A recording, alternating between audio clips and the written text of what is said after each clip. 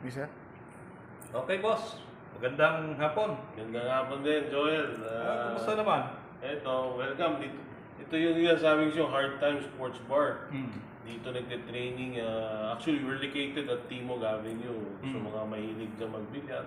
This is a bar na, billiard bar na we're open from 3 p.m. up to 5 a.m. So, we offer affordable table rates. At saka we have drinks and food. And you can enjoy the ambiance. We are here kasi actually this is where the Bugsy players train. They train in the morning. They do their regiment. It's a training program developed by Mr. Perry Mariano for them to be more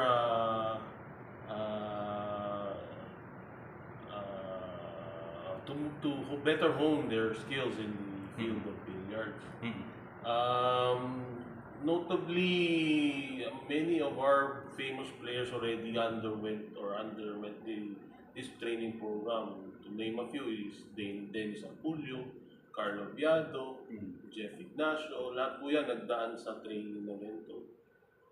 And now, they're on the top echelon of the billiard industry, not only locally but also internationally. Just recently, yung team ni Philippine contingent that went to Taiwan for the Mushroom event, which is the Asian Supremacy. They came out champions, beating the Taiwanese contingent. So, magagaling ang player natin. No doubt, ang mga Filipino players, magagaling. We can hold our own in the field of billiards. Boss, kakaroon tayo ng tournament yung June 24, di po ba? Hanggang 30. Hanggang 30, yeah. Ano po ang aasahan ng manonood? Yung mga mahilig sa billiards? Well, this will be sponsored by the Bugsy Promotion. It's an open tournament, 10-ball open tournament that will be held for 6 days. Double elimination up to top 64, I think, and then single elimination onwards. This is one way of Bugsy Sports Promotion in continuing the program of how to expose the skillful talents of our players.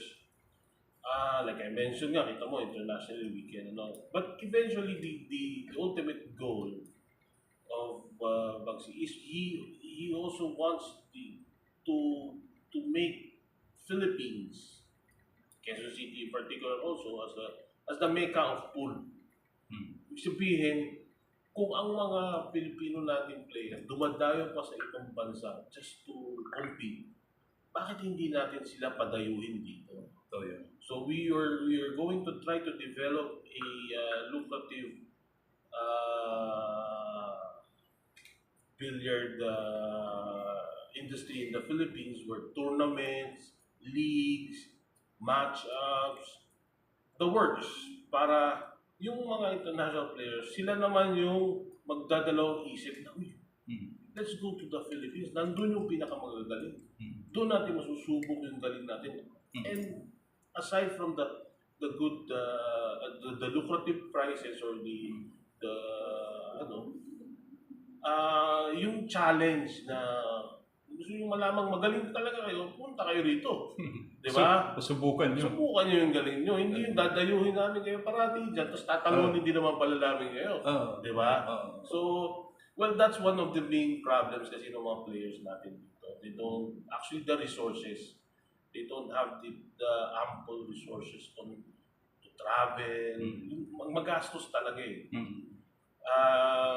For one, Mr. Perry Mariano knows that kasi he's been sponsoring before players na to compete under the Bugsy Promotion. Papadala siya ng mga player abroad. Sila Davey, sila Arlo yan. All expense paid. In the end, you almost break even eh. Baga sa ano, yung nagastos sa airfare, accommodation, entry fee, no, ano. Tapos, ang nangyayari pa, sila pa yung nakikinabang din. Yung mga international ano, kasi sila yung napopromote. Oo, totoo yun. Di ba? Tapos sila pa yung, sila walang problema, nandun eh. Di ba? Mga pinuntahan ko sa bahay mo eh. So now, we want to also create that environment na dito, pag tumayo sila dito, or if they go here sa Philippines, challenge the field, maganda yung lucrative din yung prices. At the same time, they challenge themselves. Dahil nandito yung may nakamagagaling, di ba? Yun yung ultimate goal natin dito sa... Dok, tanong ka. With all the plans, actually maganda yung objective ng mga plans. How do you plan to proceed? Do you have any support from the government or from the local government? Or is this a privately initiated na activities initially? That's the sad part about this. You know, for years and decades, we've been Perry's been trying to seek support from the government. In fact, he even joined the Philippine Sports Commission before. But, well, you know, politics, iba naman talaga dyan. So, ito, totally private venture. We're trying to prove something initially, kasi ganyan naman dito sa Pilipinas. Bigay ka muna ng prueba bago ka mapansin. Correct. Diba? So, right now, yun yung aming focus is to make this viable. Kasi eventually, mapapansin din naman ng ano yan eh, and then they will jump in. Because it brings glory, it brings commerce, it brings another industry in the economic fold. Diba? So, yun yung sad truth about how we run things in our country. Magprueba ka muna, pagka magaling, pagka maganda yan, sasakyan namin yan. Di ba? Tsaka papasok. Tsaka pa napapasok. Ganun eh.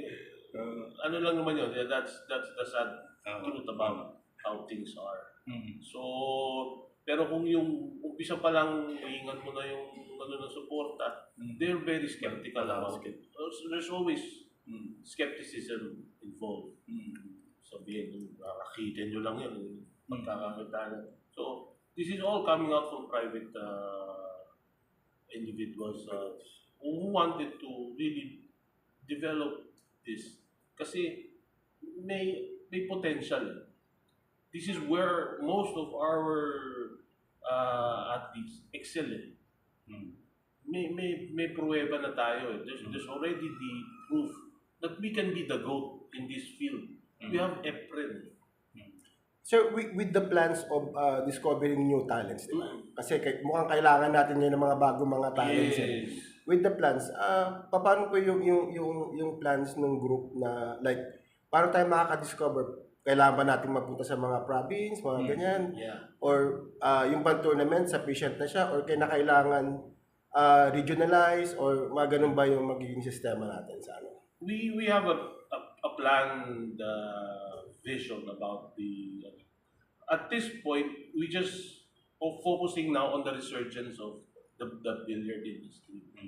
For a time, it was on a stagnant position. It was a stagnant place, namatay. Kasi walang sikat eh. Walang magaling. Walang tumitimbang sa ibang ano. So, it died down. And then, ang naging stigma niya is, laging sugal na lang siya.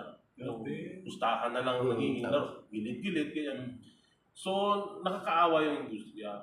Ngayon, at this point, we are focusing on reviving it muna.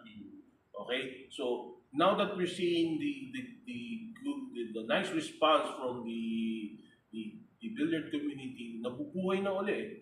Left and right billiard halls are being put up. Dito pa lang, nakikita ko na sa gabi, kasi I also manage this, nakikita ko new faces, bata, matanda. Naging interesting uli. So, now that we're on that reviving stage, pinapakilala natin ulit, pinapalitan natin yung stigma na isugal to, it is a social, professional sports din. It's both social, it's both professional, it's both a sport that we can excel. So, actually, with the question that you, Doc, about yung future plans on how to discover, we have this grassroots program that we are conceptualizing, and will come after the second phase, after the first phase and then the second phase. It is marami tong marami siyang components on how we will create the grassroots program. One is we are planning to involve colleges, and that it becomes an elective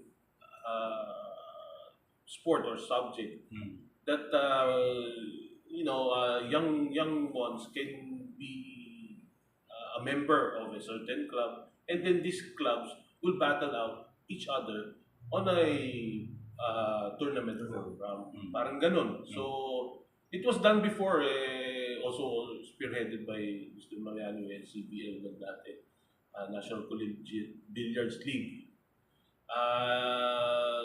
So happens na hindi lang siya nasuportahan, and medyo namatay siya din noon. But then it is now a part of the program which we call the grassroots. Kasi diyan ka makaka-discover eh. And then yung when we erase the stigma of being a masama talaga tingin ng lalo mga magulang sa bilyar ng mga panahon natin, na dinidiscourage yung mga bata na may talento. Na akala nila parang ano lang yan, kalokohan yan, na wala kang mararating dyan, ito hindi. Kailangan mabago. Nag-create kami ng liga para magkaroon ng karir. So eventually, pagka meron ng liga na ganyan, yung mga bata, may karir na silang nakikita. On a professional level, parang basketball, parang volleyball, I wanna be like her, I wanna be like him. On a younger stage. Sir, paano yung magiging liga pala? Like, yung, that will start, I think, on June 24. It's tournament pa lang That's yun. tournament. Oh. Okay. For the SBA na yung plans na ano, yung for the liga, ano po ba yun? Parang team ba siya? Team play siya. Okay. This Is going to be a commercial team or? Actually, team owners will be businessmen alike, ganyan. Companies, ganyan. It also carries a commercial value kasi magiging professional league siya, team play. Owners will be the ones owning teams. Tapos, they will be playing on a format, not a tournament format. Team play siya. So hindi ba siya ano, kasi kung commercial siya, parang ano yan eh, parang mga businesses yung per team. Hindi ba siya yung parang since we are discovering ng mga new talents, hindi ba siya possible na like every province or ganon? Parang ganon. Okay. So, like for example, actually, it will be owned by commercial businesses, but their tags will be regional. correct. Okay. Very So, good. provincials yung mga tags nila. Like Isabela team, tapos may nakatag na ano, yes. There will be, kasi we want representation from the whole country. Correct. Yun yung goal natin eh. We're not only limiting this to a few teams kasi we're just starting start off with like 6 teams lang muna. But eventually, we are targeting like double the number, like 12 or 16 teams. Yan ang ano. So para lahat halos ng regions Involved. and then ano naman tayo? Ano tayo eh? Territorial eh. Territorial, correct. Filipinos by nature are territorial. They want to be associated with where they belong. Parang feudal eh. Feudal. Parang, Tubo, Ilonggo ako. Iloilo team ako. Bacolod team ako. Kaya Bulakenyo ako. Bulacan team ako. Yun yung inana. And the reason why we're creating this first league ng billiards in the world is we also want to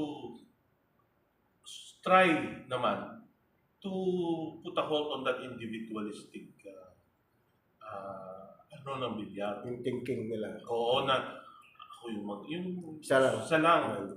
Pagka may magaling lang, tsaka lang sumisikat ng bilyar. Pagka wala nang magaling, Patay namamatay ang bilyar. Whereas that kung sa bilyar team, pag yung team ang sumisikat, kaya sino yung dumating na player na magaling o hindi, andyan pa rin yun. Diba? So, just like in basketball, diba? Dumating si Michael Jordan, dumating si but nandun pa rin na Chicago Bulls. Sa Lakers, nawala na si Kobe, pero nandiyan pa rin ang Lakers. Ibig sabihin, we want that sustainability. Nakakaano na yung pag ganon nangyari sa billiard industry. Parang pag may sumikat, saka pa lang yan. Parang boxing. Di ba? Sikat ang boxing pag may pinom na dumating, yung magaling. Pero pagka wala na, patay na naman ang boxing. Ngayon, di ba, walang sikat. Pero nung time ni Manny Pacquiao, di ba mapupukan talaga ang boxing. Lahat ng Pilipino gusto maging boksingero. Parang ganon. So, if it's a team play, at yung team yung sumisikat, mas maganda yung nakikita namin sustainability ng sports. Hindi na siya mamama. So, in retrospect, parang pati yung billiard industry napoproteksyonan. Kasi may mga nangapitan na dyan na nag-suspension na ng bilyaran, ng mga pool halls, ng mga bar, restaurant. Damay sila doon eh. Hindi lang naman ito just for we're talking about the billiard industry. It's not, it only involves the tournaments, the players, the league, but the incidental community involved also. Kasi may yung mga supplier ng mga equipments, yung mga apparels. It's a big community, it's a big industry actually that could be benefiting everybody. Di ba? So, yun yung ano natin, yun yung main objective. That the billiard industry as a whole could be a prime mover both socially, economically, and in sports. Yun yung mga vision na gusto natin Kaya nga sana kung may suporta to ng ating gobyerno, mas maganda. Di ba? Kasi ilan yung mga international events na pwede tayong sumali, pero sino magpupundo? Mga individual managers. Hindi kaya eh. Tama. So yung sa selection process, like for example sa isang team, ano yun, alimbawa, sila ba yung, is there any representative like from the association na parang magda-draft ba? Or There is the draft Okay. pick that will be, I think, held on June, before the June ends. And then, ang draft pick is the same as the regular draft pick na ginagawa ng tulad sa PBA or sa NBA. There's a first round draft pick, 6 teams iikot yan, pipili. Okay. Parang round robin pick din.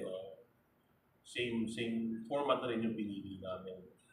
Mahirap naman yung so it's gonna be, I'm looking forward. It's going to be it's going to be a big thing, I think, if everything pushes through. Okay, sir. Doon sa mga interesado na naglalaro ng billiard, baka may misahe kayo.